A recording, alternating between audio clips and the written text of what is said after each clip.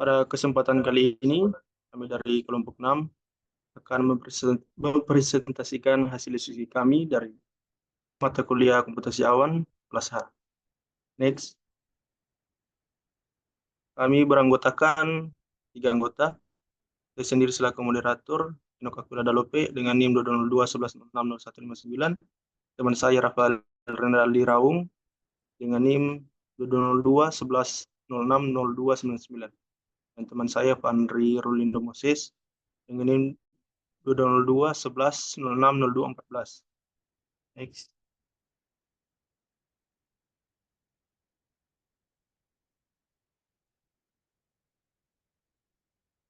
Dari tugas ini memiliki 5 soal, yaitu soal yang pertama, jelaskan perbedaan antara model infrastruktur as a service dan platform as a service dalam cloud computing. Dan juga sebutkan contoh layanan dari masing-masing model dan bagaimana mereka dapat digunakan dalam pengembangan aplikasi. Yang kedua, apa itu arsitektur berbasis application programming interface dan bagaimana penggunaan API dapat mempengaruhi pengembangan aplikasi dalam konteks cloud computing. Yang ketiga, diskusikan konsep autoscaling dalam cloud computing, bagaimana autoscaling dapat mempengaruhi kinerja dan biaya operasional aplikasi berbasis cloud. Yang keempat, jelaskan bagaimana konsep DevOps diterapkan dalam pengembangan perangkat lunak berbasis cloud. Dan juga apa manfaat utama dari penerapan DevOps dalam konteks cloud computing. Yang kelima, apa itu arsitektur multi-cloud dan apa manfaat serta tantangan yang terkait dengan penerapannya dalam cloud computing. Next.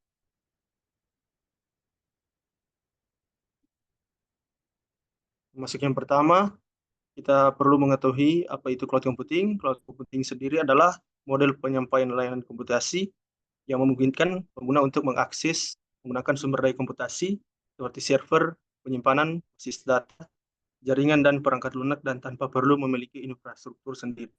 Next.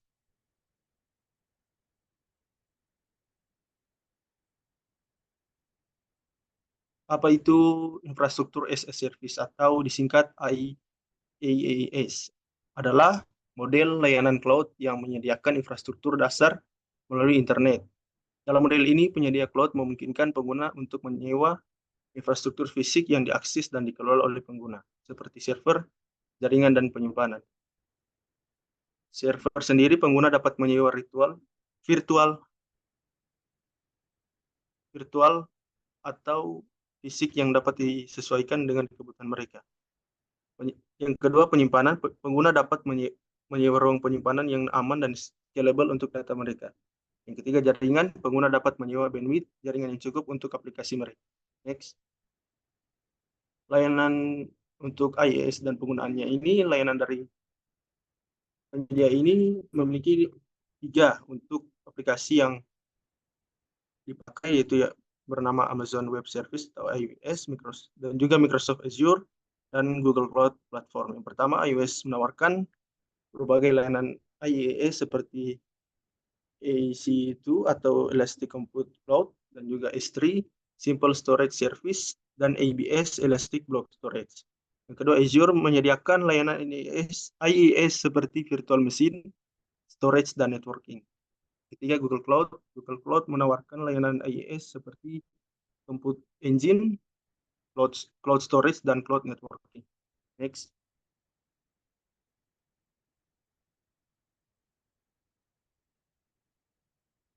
Yang kedua, apa itu Platform as a Service atau disingkat PaaS? Adalah model layanan cloud yang menyediakan platform untuk pengembangan, pengujian, dan penerapan aplikasi tanpa harus mengelola infrastruktur yang mendasar. Penyedia cloud memungkinkan kepada pengguna untuk menawarkan lingkungan pengembangan yang lengkap, termasuk bahasa pemrograman, runtime, dan alat pengembangan. Untuk bahasa pemrograman sendiri, dari PaaS menawarkan berbagai bahasa pemrograman yang umum digunakan untuk pengembangan dan aplikasi mobile. Yang kedua, alat pengembangan dari PaaS sendiri ini menyediakan alat pengembangan yang lengkap seperti IDE, debugger, dan framework. Yang ketiga, runtime. Untuk PaaS sendiri mengelola runtime dan infrastruktur yang diperlukan untuk menjalankan aplikasi pengguna. Dan yang terakhir, penyebaran PaaS ini membantu pengguna menyebarkan aplikasi ke lingkungan produksi dengan mudah. Next. Layanan PaaS ini dan penggunaannya meliputi dari Heroku, yang kedua Google App Engine, dan yang ketiga AWS Elastic Beanstalk. Untuk Heroku sendiri adalah platform PaaS yang populer untuk pengembangan aplikasi web dengan bahasa seperti Ruby, Python, dan Node.js. Dan yang kedua, Google App Engine memungkinkan pengembang untuk membuat dan menjalankan aplikasi web dan mobile di infrastruktur Google. Dan yang ketiga, Elastic Beanstalk adalah platform PaaS yang ditawarkan oleh AWS untuk penyebaran aplikasi web dan mobile. Next.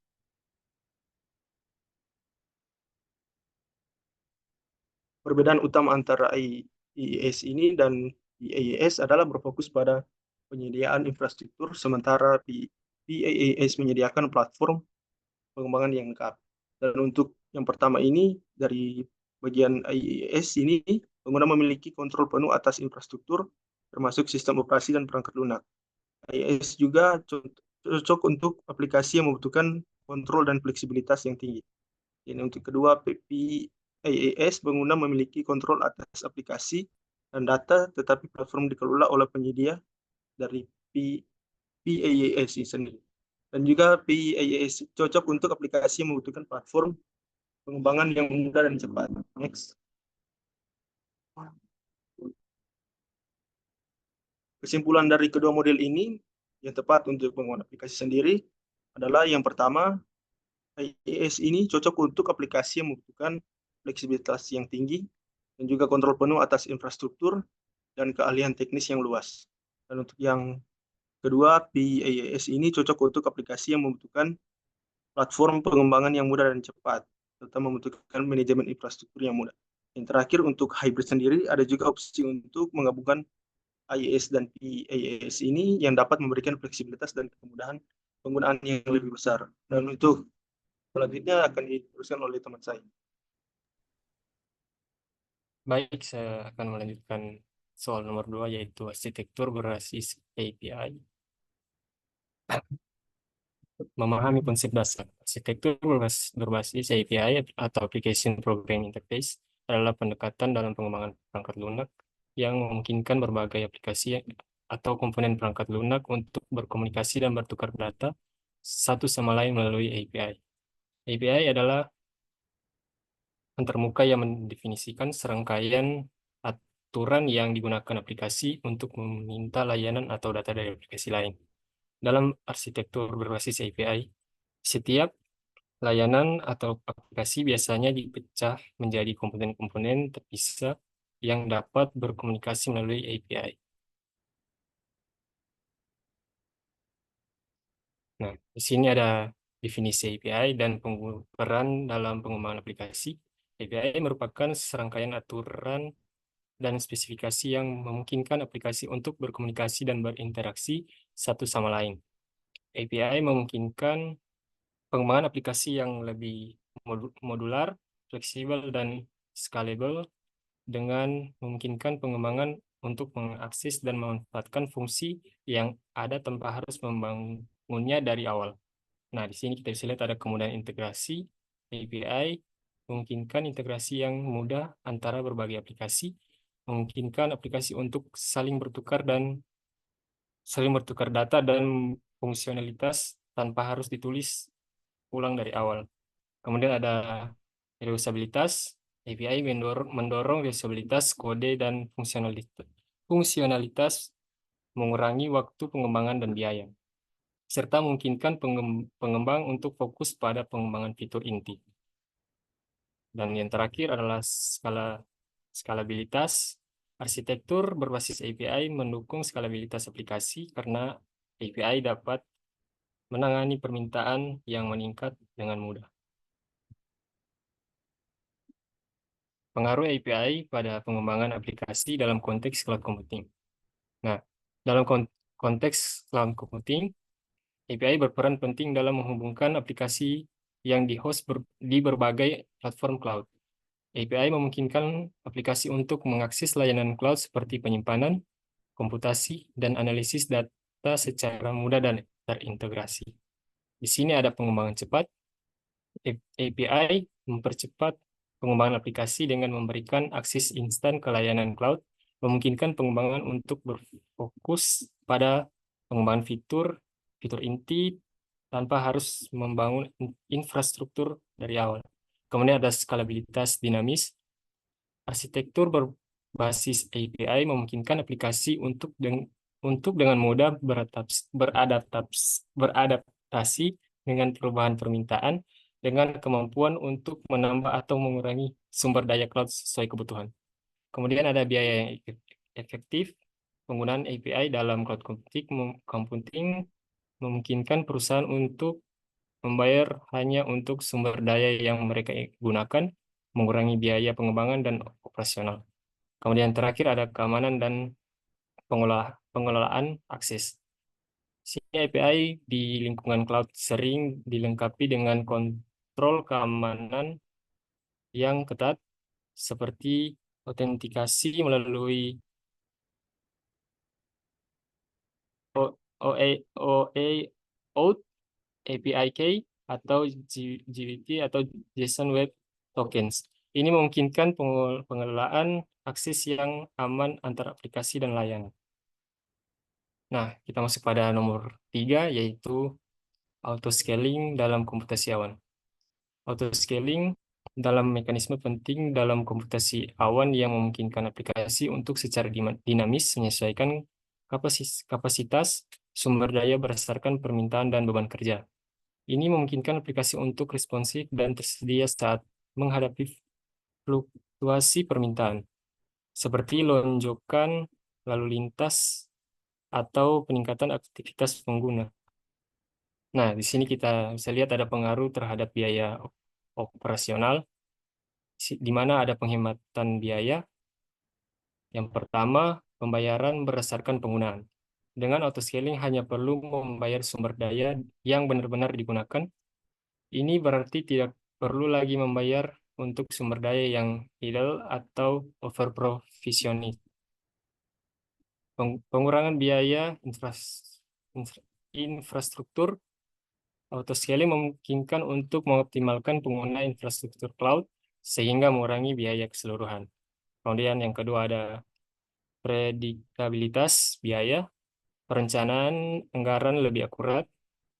Dengan autoscaling, Anda dapat lebih mudah memprediksi biaya operasional aplikasi sehingga memudahkan dalam perencanaan anggaran.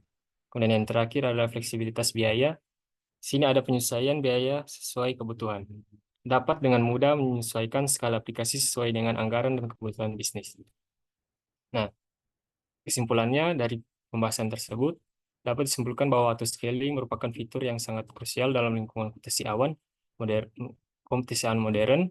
Kemampuannya untuk secara otomatis menyesuaikan kapasitas sumber daya berdasarkan permintaan memberikan sejumlah manfaat signifikan, baik dari segi kinerja aplikasi maupun efisiensi biaya. Nah, kita lanjut pada nomor 4, yaitu konsep DevOps dalam pengembangan perangkat lunak berbasis cloud. DevOps adalah pendekatan pengembangan perangkat lunak yang mengintegrasikan pengembangan dev dan operasi ops untuk meningkatkan kolaborasi, efisiensi, dan kecepatan dalam siklus hidup pengembangan perangkat lunak. Ini bertujuan untuk mempercepat pengiriman perangkat lunak dan meningkatkan keandalan, keamanan, dan efisiensi operasi.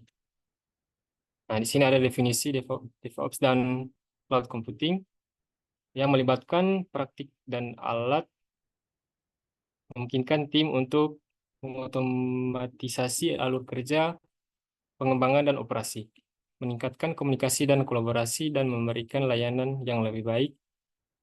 Kemudian ada cloud computing memungkinkan akses ke sumber daya komputasi dan penyimpanan yang fleksibel dan non-demand. Ia menawarkan skalabilitas yang tinggi dan efisiensi biaya, yang menjadikannya platform yang ideal untuk menerapkan DevOps. Sini ada DevOps, pendekatan pengembangan yang menekankan kolaborasi dan integrasi antara tim dan pengembangan dan operasi. Kemudian ada cloud computing, penyediaan akses ke sumber daya komputasi dan penyimpanan yang fleksibel dan on-demand. Kemudian ada prinsip-prinsip utama DevOps dan di sini prinsip-prinsip DevOps meliputi integrasi berkelanjutan, pengiriman berkelanjutan, dan pemantauan berkelanjutan. Yang pertama di sini kita bisa lihat ada integrasi berkelanjutan, di mana kode baru secara teratur diintegrasikan ke dalam basis kode utama yang memungkinkan deteksi kesalahan lebih awal. Kemudian yang kedua adalah pengiriman berkelanjutan. Perubahan kode yang teruji secara otomatis dikerahkan ke lingkungan produksi. Dan yang terakhir atau yang ketiga, pemantauan berkelanjutan. Sistem dipantau secara terus-menerus untuk memastikan performa yang optimal dan pendeteksian masalah segera. Nah, di sini juga ada integrasi DevOps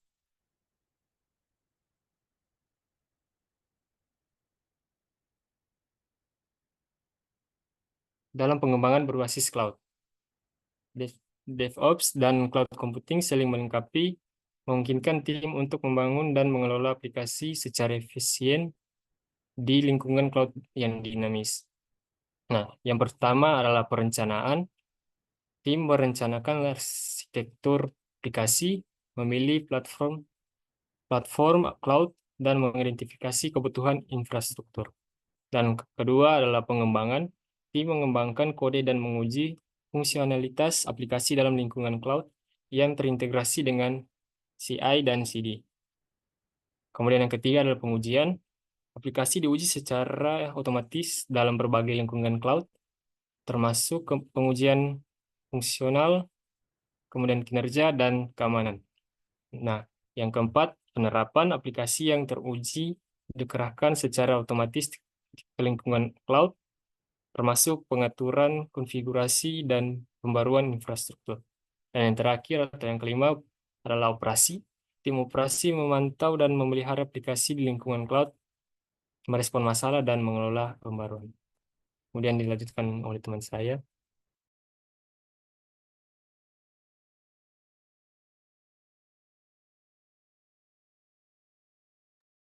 Baiklah, masuk pada manfaat utama penerapan DevOps dalam computing.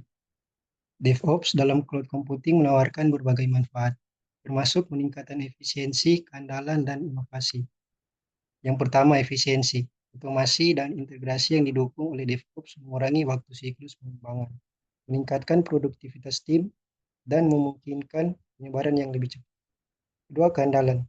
Pemantauan dalam pemeliharaan berkelanjutan membantu dalam mendeteksi dan menyelesaikan masalah secara proaktif, yang mengakibatkan waktu henti yang lebih sedikit dan peningkatan stabilitas aplikasi. Tiga, inovasi. DevOps memungkinkan tim untuk bereksperimen dan berinovasi lebih cepat dengan kemampuan untuk menyebarkan pembaruan dan baru dengan cepat ke lingkungan cloud. Next. Kemudian di sini kesimpulan, penerapan DevOps dalam pengembangan perangkat lunak berbasis cloud memberikan banyak keuntungan, termasuk peningkatan efisiensi, keandalan, dan inovasi. Dengan mengadopsi praktik DevOps, organisasi dapat secara signifikan meningkatkan kemampuan mereka untuk membangun, menerapkan, dan memelihara aplikasi di lingkungan cloud yang dinamis dan kompleks. Soal nomor 5, di sini arsitektur multi-cloud. Arsitektur multi-cloud merujuk pada penggunaan 2 atau lebih platform cloud yang berbeda dari berbagai penyedia cloud, seperti AWS, Azure, dan Google Cloud, dalam satu lingkungan IT. Penggunaan platform cloud yang berbeda ini memungkinkan organisasi untuk mendapatkan keuntungan dari kalian khusus dan titik kuat dari setiap penyedia, mengoptimalkan kinerja aplikasi, dan meningkatkan ketahanan. Manfaat arsitektur multi-cloud. Arsitektur multi-cloud menawarkan berbagai manfaat bagi organisasi, termasuk fleksibilitas yang lebih besar, ketahanan yang lebih tinggi, dan kemampuan untuk mengoptimalkan biaya. Selain itu, organisasi dapat memanfaatkan kalian khusus dari berbagai penyedia cloud dan menghindari ketergantungan pada satu vendor tunggal. Yang pertama, manfaat dari arsitektur multi-cloud, fleksibilitas. Arsitektur multi-cloud memberikan fleksibilitas dalam memilih penyedia cloud yang paling cocok untuk kebutuhan dan beban kerja.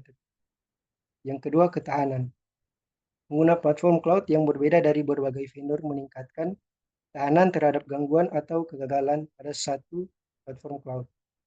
Yang ketiga, optimasi biaya. Organisasi dapat memanfaatkan penawaran yang kompetitif dari berbagai penyedia cloud, mengoptimalkan biaya dan memilih solusi yang paling sesuai dengan kebutuhan mereka. Yang keempat, inovasi. Arsitektur multi-cloud memungkinkan organisasi untuk mengakses inovasi terbaru dan teknologi canggih dari berbagai penyedia. Di sini manfaat utama arsitektur multi-cloud.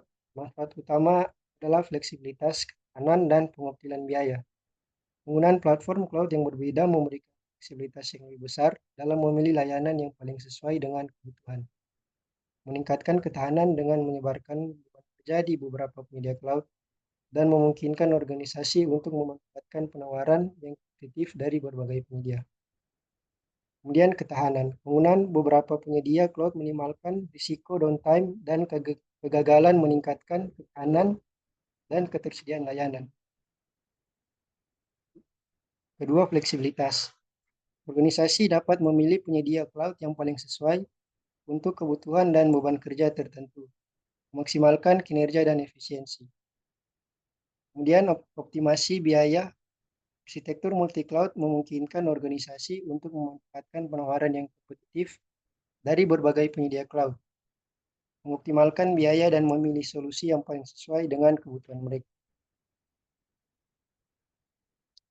Di sini terdapat tantangan dalam implementasi arsitektur multi-cloud. Implementasi arsitektur multi-cloud juga menghadirkan beberapa tantangan, masuk pengelolaan yang kompleks, keamanan yang kompleks, dan kebutuhan untuk memahami berbagai platform cloud. Tantangan pertama, manajemen yang kompleks. Mengatur dan mengelola beberapa platform cloud yang berbeda dapat menjadi kompleks dan memerlukan alat dan proses yang terintegrasi. Yang kedua, yaitu keamanan yang kompleks. Memastikan keamanan data di beberapa platform cloud yang berbeda dapat menjadi tantangan, karena setiap platform cloud memiliki kebijakan dan mekanisme keamanan yang berbeda. Ketiga, keterampilan. Organisasi perlu memiliki staf yang terampil dalam mengelola berbagai platform cloud, termasuk memahami fitur dan kebijakan yang unik dari setiap platform. Next. Kemudian di sini ada kesimpulan dan rekomendasi. Arsitektur multi-cloud menawarkan banyak manfaat, termasuk fleksibilitas, ketahanan, dan pengoptimalan biaya. Namun implementasi juga menghadirkan tantangan, termasuk kompleksitas manajemen dan keamanan. Penting untuk memilih platform cloud yang sesuai dengan kebutuhan dan memiliki strategi yang jelas untuk mengelola dan mempertahankan lingkungan multi-cloud. Kemudian di sini ada manfaat dan tantangan. Manfaat fleksibilitas, ketahanan, dan optimasi biaya. Kemudian tantangan, kompleksitas manajemen, keamanan yang kompleks, dan keterampilan.